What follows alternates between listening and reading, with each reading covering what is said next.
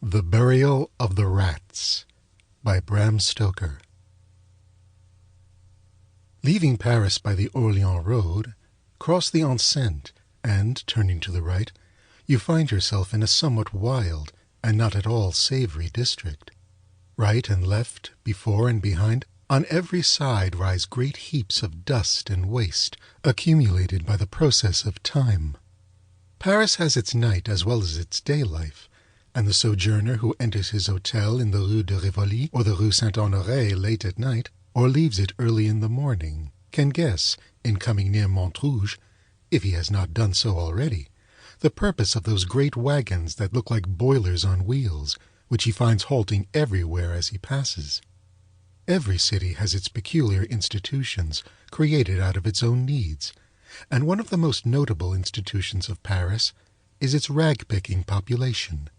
In the early morning, and Parisian life commences at an early hour, may be seen in most streets standing on the pathway opposite every court and alley and between every few houses, as still in some American cities, even in parts of New York, large wooden boxes into which the domestics or tenement holders empty the accumulated dust of the past day.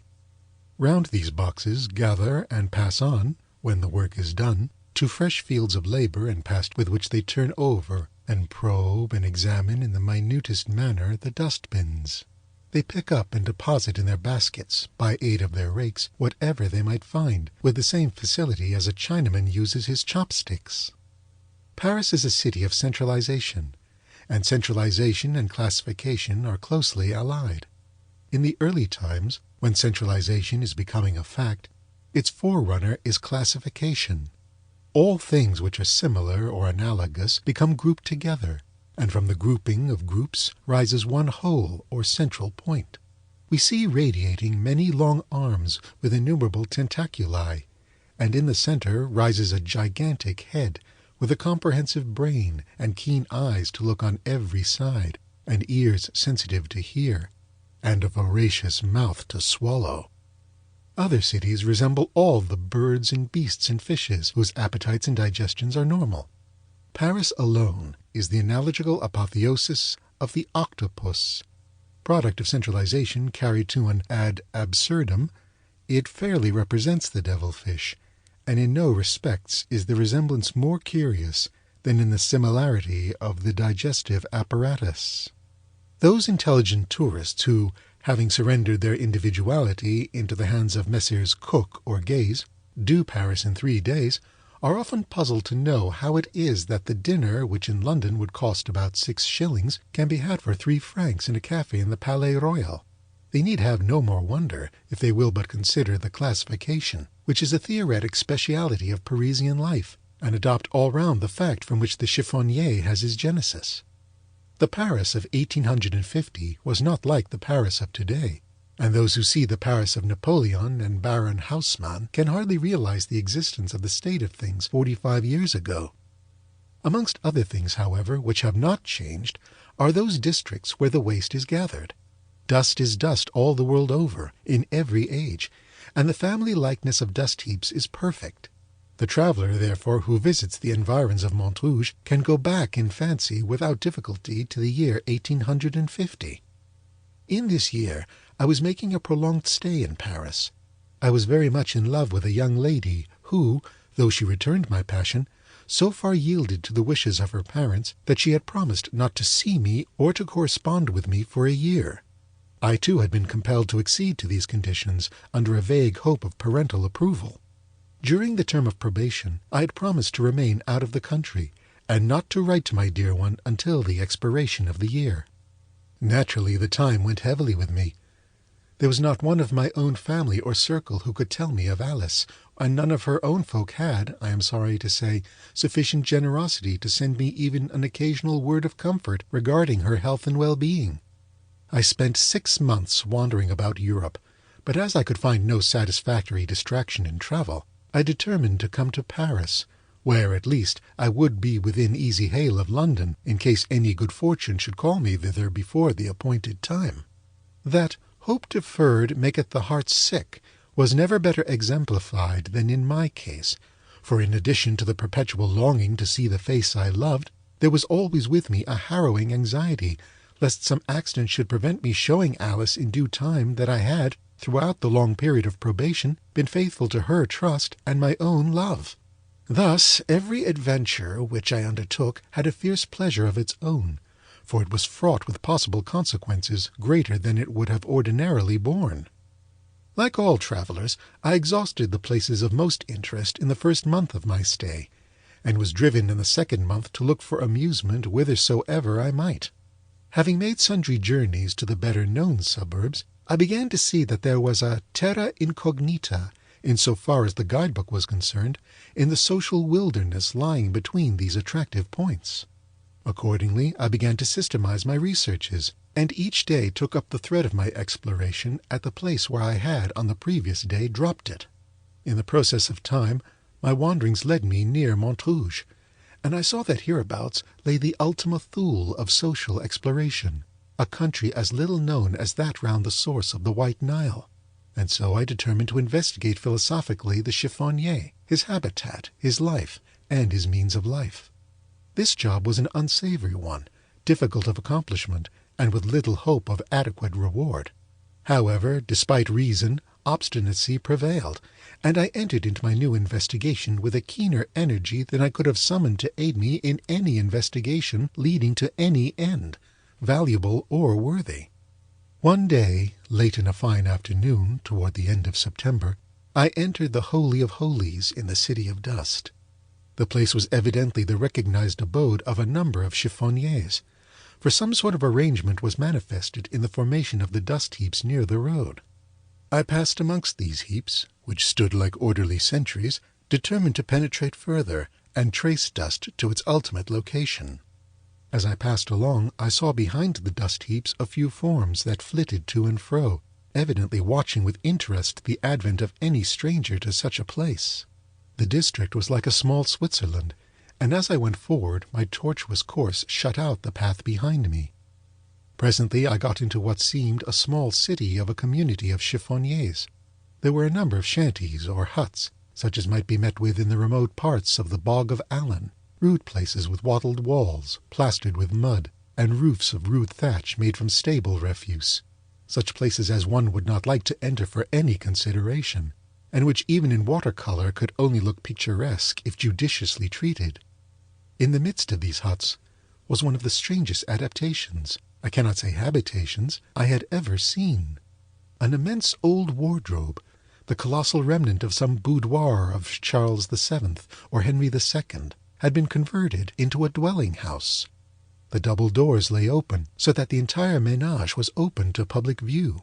In the open half of the wardrobe was a common sitting-room of some 4 feet by 6, in which sat, smoking their pipes round a charcoal brazier, no fewer than 6 old soldiers of the First Republic, with their uniforms torn and worn threadbare. Evidently they were of the mauvais sujet class. Their bleary eyes and limp jaws told plainly of a common love of absinthe, and their eyes had that haggard, worn look of slumbering ferocity which follows hard in the wake of drink. The other side stood as of old, with its shelves intact, save that they were cut to half their depth, and in each shelf, of which there were 6, was a bed made with rags and straw. The half-dozen of worthies who inhabited this structure looked at me curiously as I passed, and when I looked back after going a little way, I saw their heads together in a whispered conference. I did not like the look of this at all, for the place was very lonely, and the men looked very, very villainous. However, I did not see any cause for fear, and went on my way, penetrating further and further into the Sahara. The way was tortuous to a degree, and from going round in a series of semicircles, as one goes in skating with the Dutch roll, I got rather confused with regard to the points of the compass. When I had penetrated a little way, I saw, as I turned to the corner of a half-made heap, sitting on a heap of straw, an old soldier with threadbare coat. "Hallo," I said to myself, "the First Republic is well represented here in its soldiery." As I passed him, the old man never even looked up at me, but gazed on the ground with solid persistency. Again I remarked to myself, "See what a life of rude warfare can do. This old man's curiosity is a thing of the past. When I had gone a few steps, however, I looked back suddenly, and saw that curiosity was not dead, for the veteran had raised his head and was regarding me with a very queer expression. He seemed to me to look very like one of the 6 worthies in the press. When he saw me looking, he dropped his head, and without thinking further of him, I went on my way, satisfied that there was a strange likeness between these old warriors. Presently I met another old soldier in a similar manner. He too did not notice me whilst I was passing. By this time it was getting late in the afternoon, and I began to think of retracing my steps. Accordingly I turned to go back, but could see a number of tracks leading between different mounds, and could not ascertain which of them I should take. In my perplexity I wanted to see someone of whom to ask the way, but could see no one. I determined to go on a few mounds further, and so tried to see someone, not a veteran. I gained my object, for after going a couple of 100 yards, I saw before me a single shanty, such as I had seen before, with, however, the difference that this was not one for living in, but merely a roof with 3 walls open in front. From the evidences which the neighborhood exhibited, I took it to be a place for sorting. Within it was an old woman, wrinkled and bent with age. I approached her to ask the way. She rose as I came close, and I asked her my way. She immediately commenced a conversation, and it occurred to me that here in the very center of the kingdom of dust was the place to gather details of the history of Parisian rag-picking, particularly as I could do so from the lips of one who looked like the oldest inhabitant. I began my inquiries, and the old woman gave me most interesting answers. She had been one of the Sétousses who sat daily before the guillotine, and had taken an active part among the women who signalized themselves by their violence in the Revolution. While we were talking, she said suddenly, "But monsieur must be tired standing," and dusted a rickety old stool for me to sit down. I hardly liked to do so for many reasons, but the poor old woman was so civil that I did not like to run the risk of hurting her by refusing. And moreover, the conversation of one who had been at the taking of the Bastille was so interesting that I sat down, and so our conversation went on. While we were talking, an old man, older and more bent and wrinkled even than the woman, appeared from behind the shanty. "Here is Pierre," said she. "Monsieur can hear stories now if he wishes, for Pierre was in everything from the Bastille to Waterloo." The old man took another stool at my request, and we plunged into a sea of revolutionary reminiscences. This old man, albeit clothed like a scarecrow, was like any one of the 6 veterans. I was now sitting in the center of the low hut, with the woman on my left hand and the man on my right, each of them being somewhat in front of me. The place was full of all sorts of curious objects of lumber, and of many things that I wished far away. In one corner was a heap of rags, which seemed to move from the number of vermin it contained, and in the other a heap of bones, whose odor was something shocking. Every now and then, glancing at the heaps, I could see the gleaming eyes of some of the rats which infested the place. These loathsome objects were bad enough, but what looked even more dreadful was an old butcher's axe with an iron handle, stained with clots of blood, leaning up against the wall on the right-hand side. Still, these things did not give me much concern. The talk of the 2 old people was so fascinating that I stayed on and on till the evening came, and the dust heaps threw dark shadows over the vales between them. After a time I began to grow uneasy. I could not tell how or why, but somehow I did not feel satisfied. Uneasiness is an instinct and means warning. The psychic faculties are often the sentries of the intellect, and when they sound alarm, the reason begins to act, although perhaps not consciously. This was so with me. I began to think me where I was and by what surrounded, and to wonder how I should fare in case I should be attacked. And then the thought suddenly burst upon me, although without any overt cause, that I was in danger. Prudence whispered, "Be still and make no sign." And so I was still and made no sign, for I knew that 4 cunning eyes were on me. 4 eyes, if not more. My God, what a horrible thought! The whole shanty might be surrounded on 3 sides with villains. I might be in the midst of a band of such desperadoes as only half a century of periodic revolution can produce. With a sense of danger, my intellect and observation quickened, and I grew more watchful than was my wont. I noticed that the old woman's eyes were constantly wandering towards my hands. I looked at them too, and saw the cause. My rings! On my little left finger I had a large signet, and on the right a good diamond. I thought that if there was any danger, my first care was to avert suspicion. Accordingly, I began to work the conversation round to rag-picking, to the drains, of the things found there, and so by easy stages, to jewels. Then, seizing a favorable opportunity, I asked the old woman if she knew anything of such things. She answered that she did a little. I held out my right hand, and, showing her the diamond, asked her what she thought of that.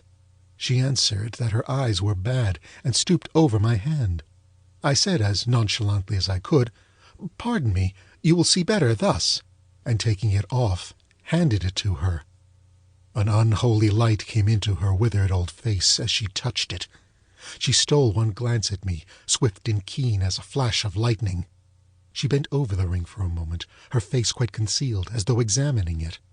The old man looked straight out of the front of the shanty before him, at the same time fumbling in his pockets and producing a screw of tobacco in a paper and a pipe, which he proceeded to fill.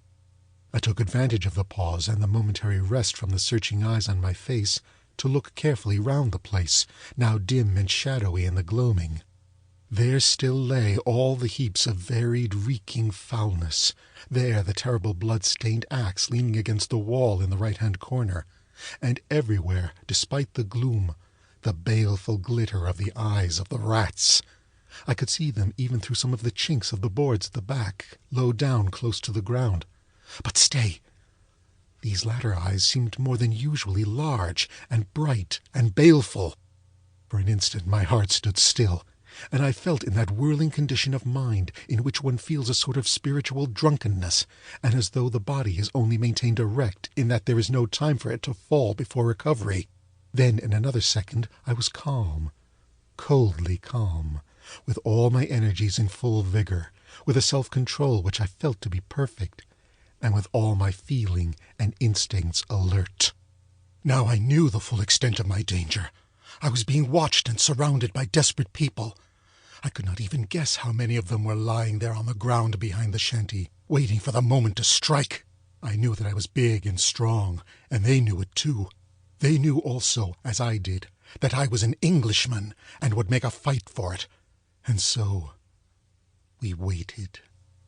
I had, I felt, gained an advantage in the last few seconds, for I knew my danger and understood the situation. Now, I thought, is the test of my courage, the enduring test. The fighting test may come later. The old woman raised her head and said to me in a satisfied kind of way, "A very fine ring indeed. A beautiful ring.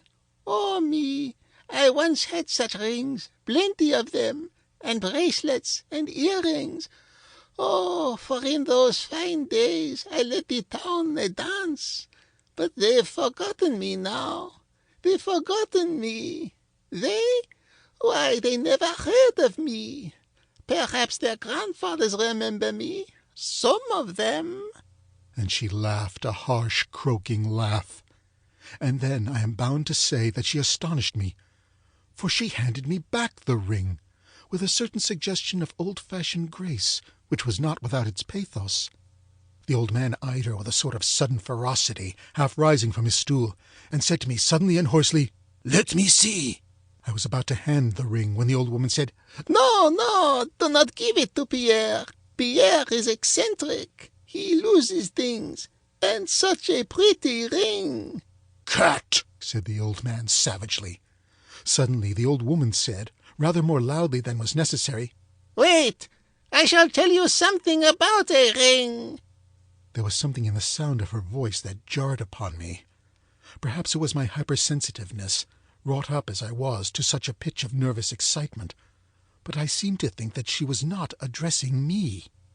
As I stole a glance round the place, I saw the eyes of the rats in the bone heaps, but missed the eyes along the back.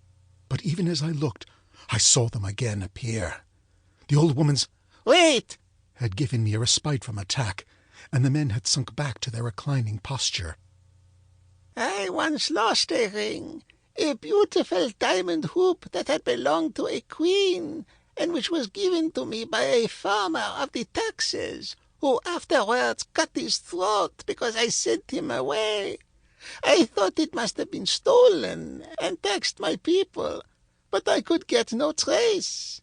The police came and suggested that it had found its way to the drain.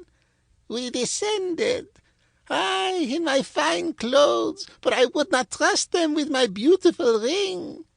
I know more of the drain since then, and of rats too, but I shall never forget the horror of that place. Alive with blazing eyes, a wall of them just outside the light of our torches. Well, we got beneath my house. We searched the outlet of the drain, and there in the filth found my ring, and we came out. But we found something else also before we came. As we were coming toward the opening, a lot of sewer rats, human ones this time, came towards us. They told the police that one of their number had gone into the drain, but had not returned. He had gone in only shortly before we had, and, if lost, could hardly be far off. They asked help to seek him, so we turned back. Not far did we go till we came on something. There was but little water, and the bottom of the drain was raised with brick, rubbish, and much matter of the kind. He had made a fight for it, even when his torch had gone out. But they were too many for him. They had not been long about it. The bones were still warm, but they had been picked clean. They had even eaten their own dead ones, and there were bones of rats as well as of the man. They took it cool enough, those other, the human ones, and joked of their comrade when they found him dead, though they would have helped him living. Bah! What matters it? Life or death? And had you no fear? I asked her. Fear? She said with a laugh. Me have fear? Ask Pierre. But I was younger then, and as I came through that horrible drain with its wall of greedy eyes, always moving with the circle of light from the torches, I did not feel easy. I kept on before the men, though. It is a way I have. I never let the men get it before me. All I want is a chance and a means. And they ate him up, took every trace away except the bones, and no one knew it. No, nor sound of him was ever heard. Here she broke into a chuckling fit of the ghastliest merriment which it was ever my lot to hear and see. A great poetess describes her heroine singing, "Oh, to see or hear her singing, scarce I know which is the divinest." And I can apply the same idea to the old crone, in all save the divinity, for I scarce could tell which was the most hellish, the harsh, malicious, satisfied, cruel laugh, or the leering grin, and the horrible square opening of the mouth like a tragic mask, and the yellow gleam of the few discoloured teeth in the shapeless gums. In that laugh, and with that grin and the chuckling satisfaction, I knew as well as if it had been spoken to me in words of thunder, that my murder was settled, and the murderers only bided the proper time for its accomplishment. I could read between the lines of her gruesome story the commands to her accomplices. "Wait," she seemed to say, "bide your time. I shall strike the first blow. Find the weapons for me, and I shall make the opportunity. He shall not escape. Keep him quiet, and then no one will be wiser. There will be no outcry, and the rats will do their work." It was growing darker and darker. The night was coming. I stole a glance round the shanty. Still all the same. The bloody axe in the corner, the heaps of filth, and the eyes on the bone heaps and in the crannies of the floor. Pierre had still been ostensibly filling his pipe. He now struck a light and began to puff away at it. The old woman said, "Dear heart, how dark it is! Pierre, like a good lad, light the lamp." Pierre got up, and with the lighted match in his hand, touched the wick of a lamp which hung at one side of the entrance to the shanty, and which had a reflector that threw the light all over the place. It was evidently that which was used for their sorting at night. "Not that, stupid! Not that! The lantern!" she called out to him. He immediately blew it out, saying, "All right, mother, I'll find it." And he hustled about the left corner of the room, the old woman saying through the darkness, "The lantern, the lantern. Oh, that is the light that is most useful to us poor folks. The lantern was the friend of the Revolution. It is the friend of the chiffonnier. It helps us when all else fails." Hardly had she said the word when there was a kind of creaking of the whole place, and something was steadily dragged over the roof. Again I seemed to read between the lines of her words. I knew the lesson of the lantern. One of you get on the roof with a noose and strangle him as he passes out if we fail within. As I looked out of the opening, I saw the loop of a rope outlined black against the lurid sky. I was now indeed beset. Pierre was not long in finding the lantern. I kept my eyes fixed through the darkness on the old woman. Pierre struck his light, and by its flash I saw the old woman raise from the ground beside her where it had mysteriously appeared, and then hide in the folds of her gown, a long, sharp knife or dagger. It seemed to be like a butcher's sharpening iron, fined to a keen point. The lantern was lit. "Bring it here, Pierre," she said. "Place it in the doorway where we can see it. See how nice it is. It shuts out the darkness from us. It is just right." Just right for her and her purposes. It threw all its light on my face, leaving in gloom the faces of both Pierre and the woman who sat outside of me on each side. I felt that the time of action was now approaching, but I knew now that the first signal and movement would come from the woman, and so watched her. I was all unarmed, but I had made up my mind what to do. At the first movement, I would seize the butcher's axe in the right-hand corner and fight my way out.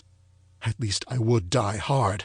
I stole a glance round to fix its exact locality so that I could not fail to seize it at the first effort, for then, if ever, time and accuracy would be precious. Good God! It was gone! All the horror of the situation burst upon me, but the bitterest thought of all was that if the issue of the terrible position should be against me, Alice would infallibly suffer. Either she would believe me false, and any lover or anyone who has ever been one can imagine the bitterness of the thought, or else she would go on loving long after I had been lost to her and to the world, so that her life would be broken and embittered, shattered with disappointment and despair. The very magnitude of the pain braced me up and served me to bear the dread scrutiny of the plotters. I think I did not betray myself. The old woman was watching me as a cat does a mouse. She had her right hand hidden in the folds of her gown, clutching, I knew, that long, cruel-looking dagger. Had she seen any disappointment in my face, she would, I felt, have known that the moment had come, and would have sprung on me like a tigress, certain of taking me unprepared. I looked out into the night, and there I saw new cause for danger. Before and around the hut were, at a little distance, some shadowy forms.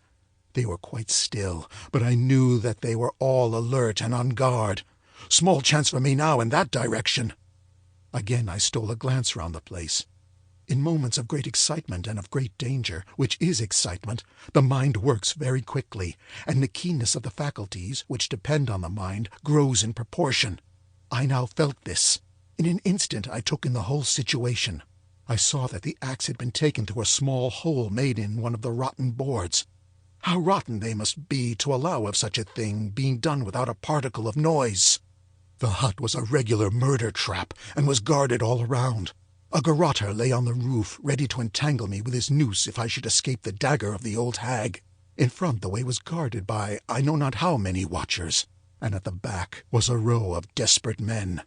I had seen their eyes still through the crack in the boards of the floor when last I looked, as they lay prone, waiting for the signal to start erect. If it was to be ever, now for it!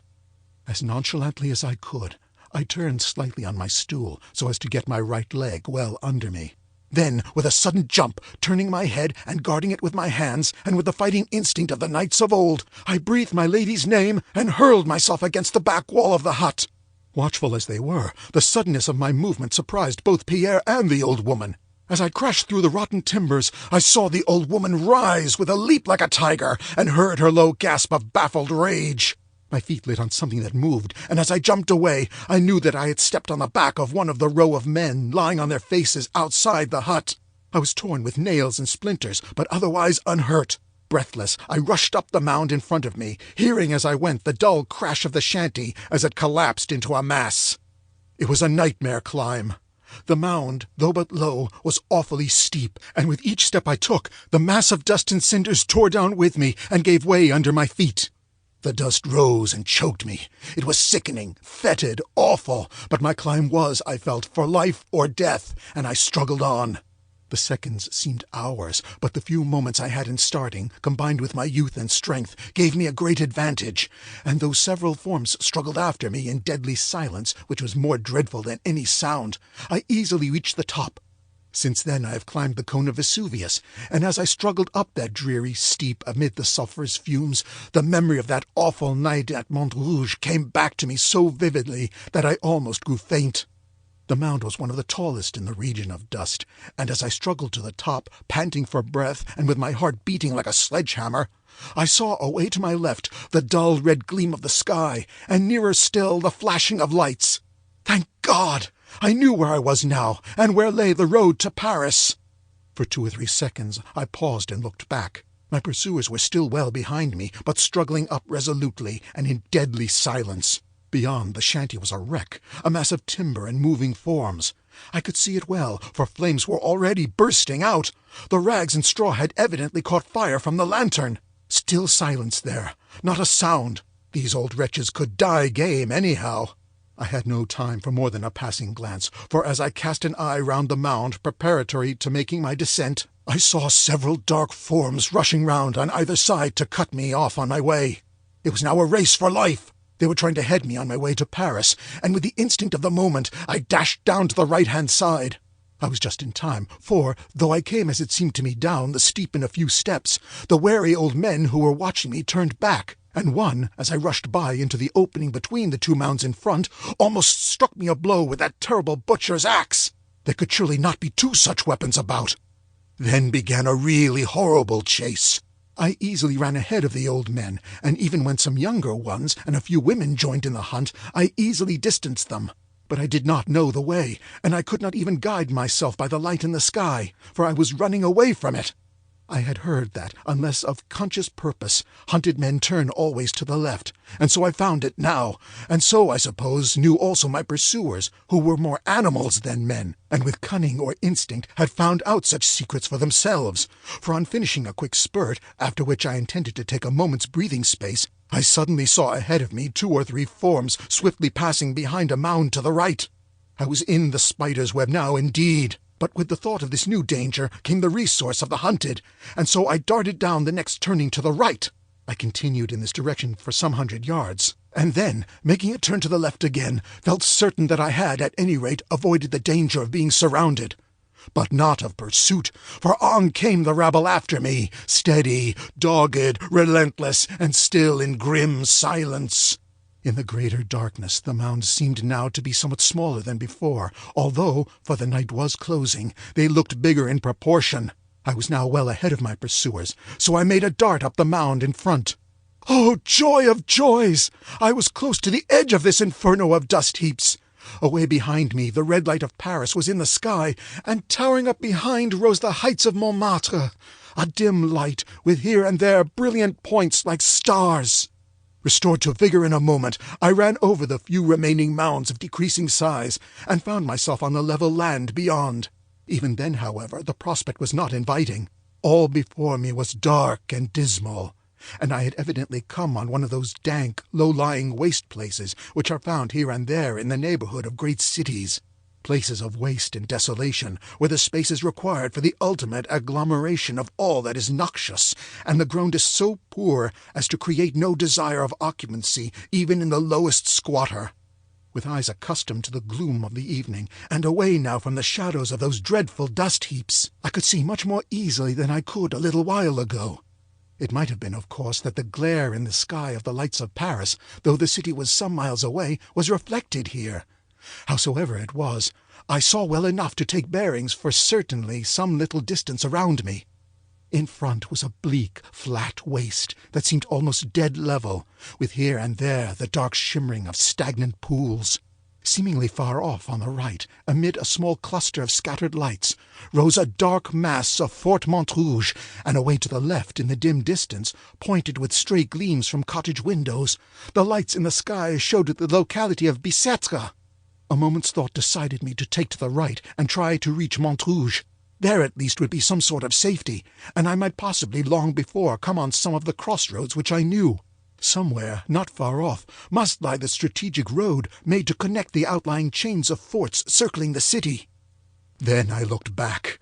Coming over the mounds and outlined black against the glare of the Parisian horizon, I saw several moving figures, and still away to the right, several more deploying out between me and my destination. They evidently meant to cut me off in this direction, and so my choice became constricted. It lay now between going straight ahead or turning to the left. Stooping to the ground so as to get the advantage of the horizon as a line of sight, I looked carefully in this direction, but could detect no sight of my enemies. I argued that as they had not guarded, or were not trying to guard that point, there was evidently danger to me there already, so I made up my mind to go straight on before me. It was not an inviting prospect, and as I went on, the reality grew worse. The ground became soft and oozy, and now and again gave way beneath me in a sickening kind of way. I seemed somehow to be going down, for I saw around me places seemingly more elevated than where I was, and this in a place which from a little way back seemed dead level. I looked around, but could see none of my pursuers. This was strange, for all along these birds of the night had followed me through the darkness as well as though it was broad daylight. How I blamed myself for coming out in my light-coloured tourist suit of tweed. The silence and my not being able to see my enemies, whilst I felt that they were watching me, grew appalling, and in the hope of someone not of this ghastly crew hearing me, I raised my voice and shouted several times. There was not the slightest response, not even an echo rewarded my efforts. For a while I stood stock still and kept my eyes in one direction. On one of the rising places around me, I saw something dark move along, then another and another. This was to my left, and seemingly moving to head me off. I thought that again I might, with my skill as a runner, elude my enemies at this game, and so with all my speed darted forward. Splash! My feet had given way in a mass of slimy rubbish, and I had fallen headlong into a reeking, stagnant pool. The water and the mud in which my arms sank up to the elbows was filthy and nauseous beyond description, and in the suddenness of my fall I had actually swallowed some of the filthy stuff, which nearly choked me and made me gasp for breath. Never shall I forget the moments during which I stood trying to recover myself, almost fainting from the fetid odour of the filthy pool, whose white mist rose ghost-like around. Worst of all, with the acute despair of the hunted animal when he sees the pursuing pack closing on him, I saw before my eyes, whilst I stood helpless, the dark forms of my pursuers moving swiftly to surround me.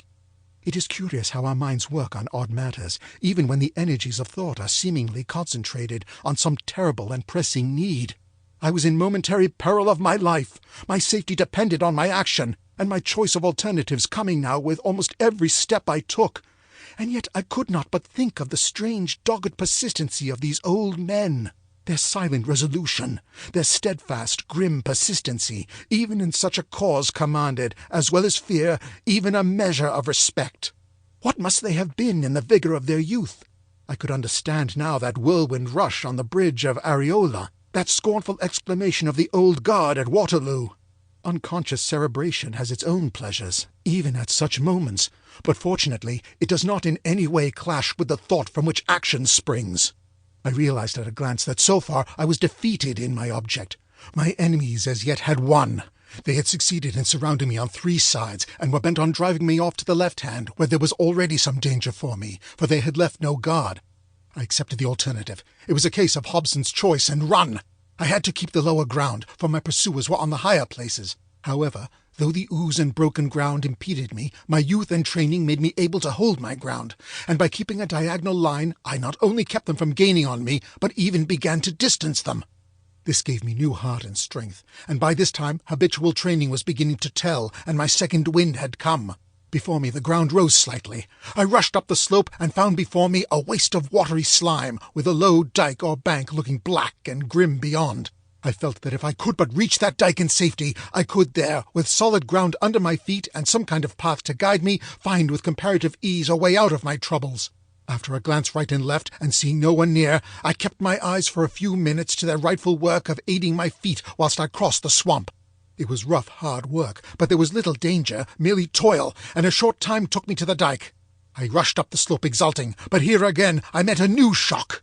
On either side of me rose a number of crouching figures. From right and left they rushed at me. Each body held a rope. The cordon was nearly complete. I could pass on neither side, and the end was near. There was only one chance, and I took it. I hurled myself across the dike, and escaping out of the very clutches of my foes, threw myself into the stream. At any other time I should have thought that water foul and filthy, but now it was as welcome as the most crystal stream to the parched traveller. It was a highway of safety. My pursuers rushed after me. Had only one of them held the rope, it would have been all up with me, for he could have entangled me before I had time to swim a stroke. But the many hands holding it embarrassed and delayed them, and when the rope struck the water, I heard the splash well behind me. A few minutes' hard swimming took me across the stream. Refreshed with the immersion and encouraged by the escape, I climbed the dike in comparative gaiety of spirits. From the top I looked back. Through the darkness I saw my assailants scattering up and down along the dike. The pursuit was evidently not ended, and again I had to choose my course. Beyond the dike where I stood was a wild, swampy place, very similar to that which I had crossed. I determined to shun such a place, and thought for a moment whether I would take up or down the dike. I thought I heard a sound, the muffled sound of oars. So I listened, and then shouted. No response, but the sound ceased. My enemies had evidently got a boat of some kind. As they were on the upside of me, I took the down path and began to run.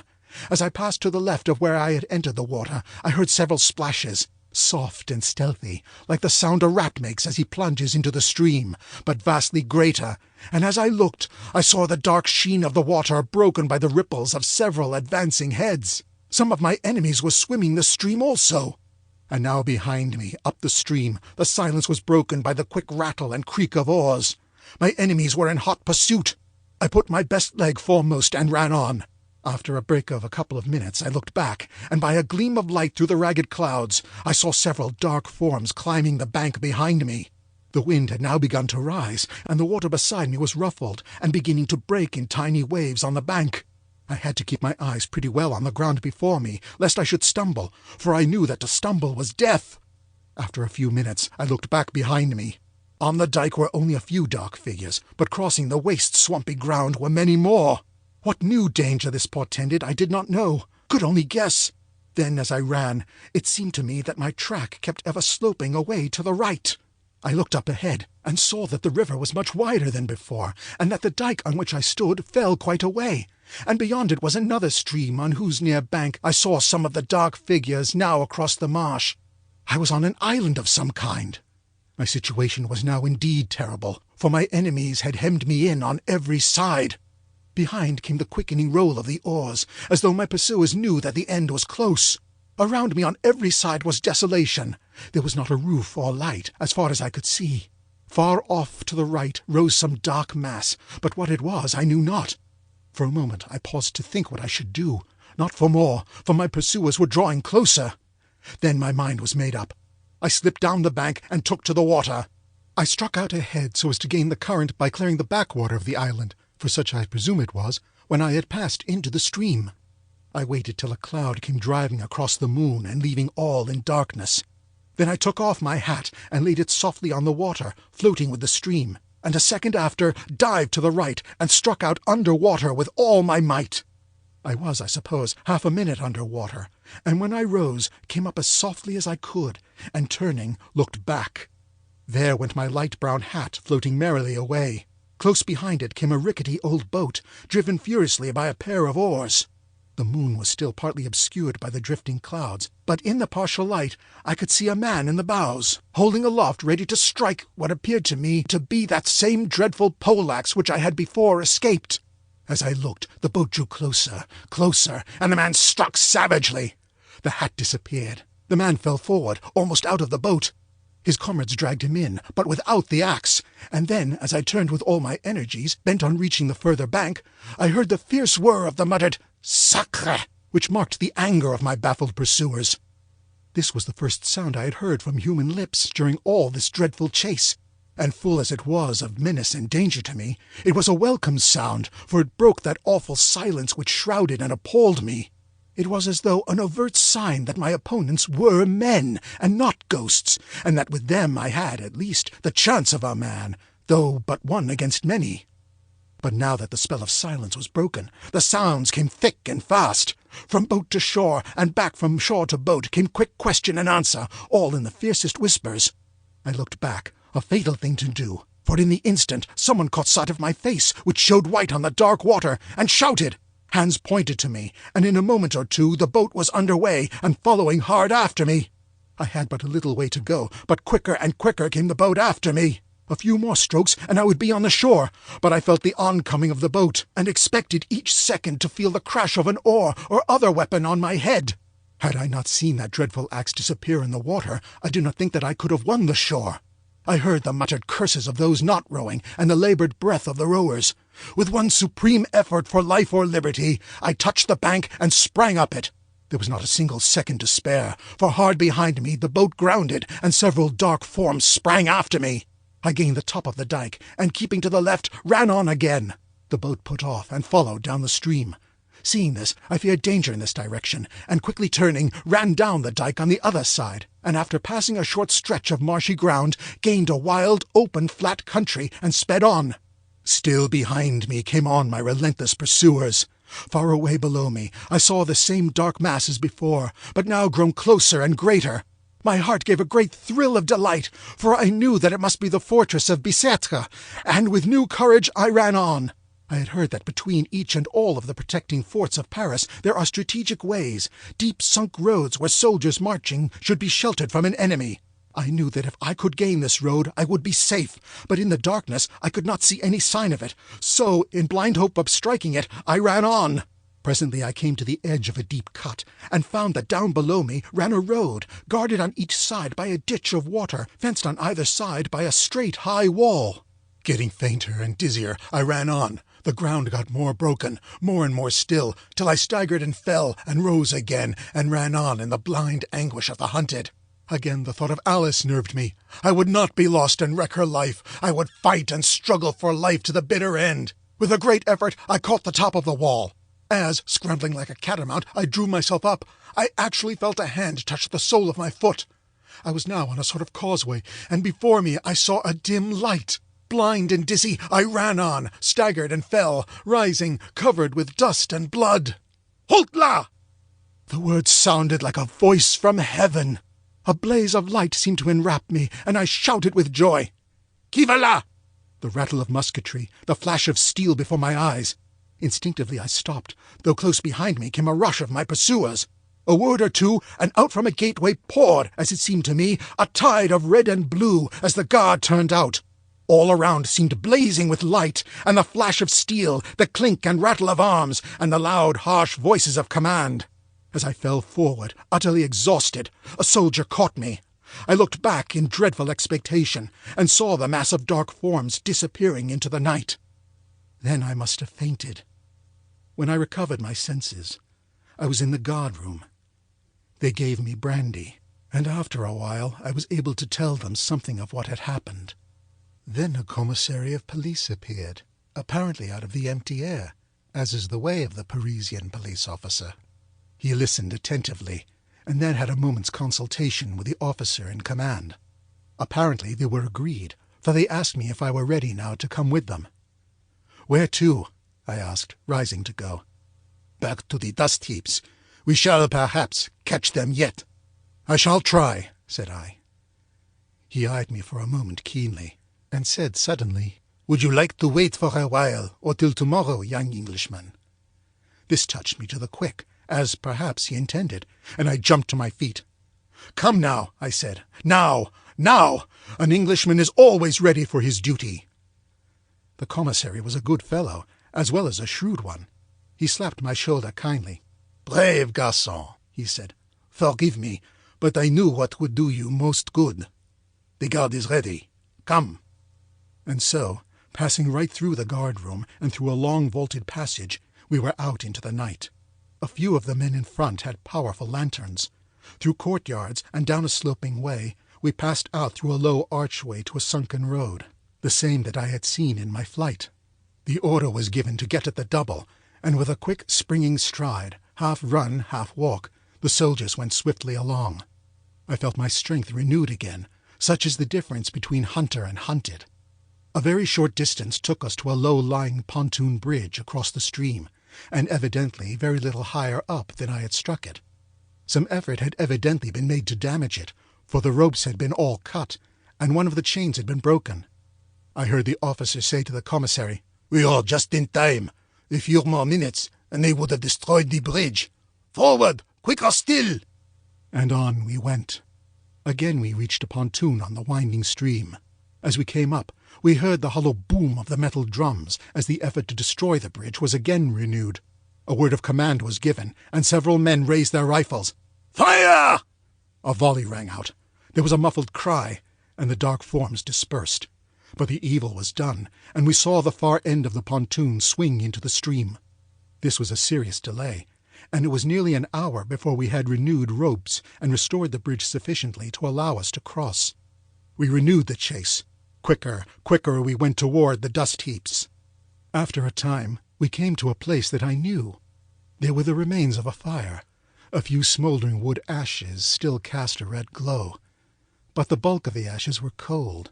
I knew the site of the hut and the hill behind it up which I had rushed, and in the flickering glow the eyes of the rats still shone with a sort of phosphorescence. The commissary spoke a word to the officer, and he cried, "Halt!" The soldiers were ordered to spread around and watch, and then we commenced to examine the ruins. The commissary himself began to lift away the charred boards and rubbish. These the soldiers took and piled together. Presently he started back, then bent down, and rising, beckoned me. "See," he said. It was a gruesome sight.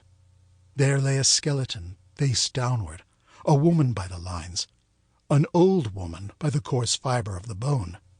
Between the ribs rose a long, spike-like dagger made from a butcher's sharpening knife, its keen point buried in the spine.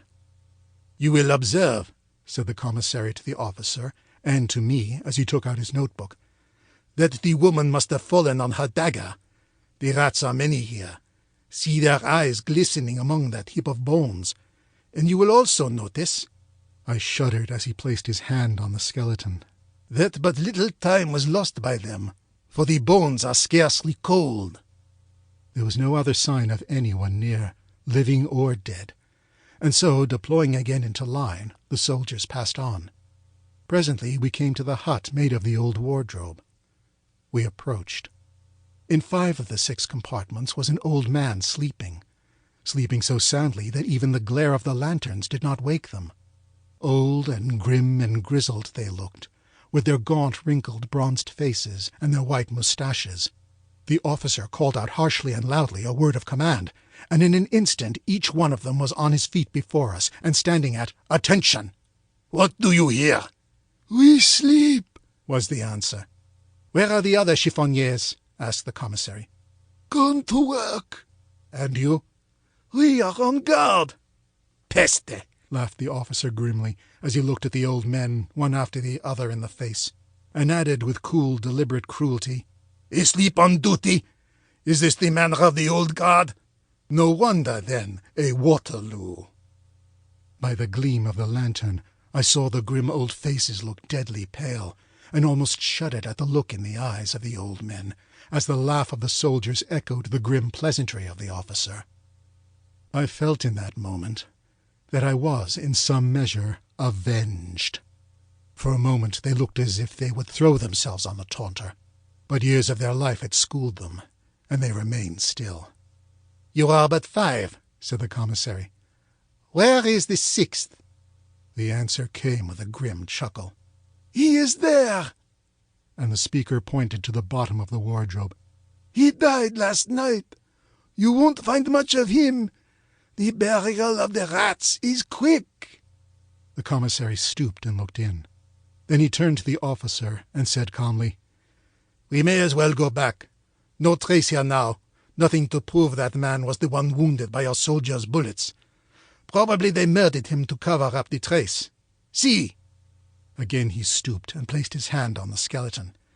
"The rats work quickly, and there are many. These bones are warm." I shuddered, and so did many more of those around me. "Form!" said the officer, and so, in marching order, with the lanterns swinging in front and the manacled veterans in the midst, with steady tramp we took ourselves out of the dust heaps and turned backward to the fortress of Bicêtre. My year of probation has long since ended, and Alice is my wife. But when I look back upon that trying 12-month, one of the most vivid incidents that memory recalls is that associated with my visit to the city of dust. End of Burial of the Rats.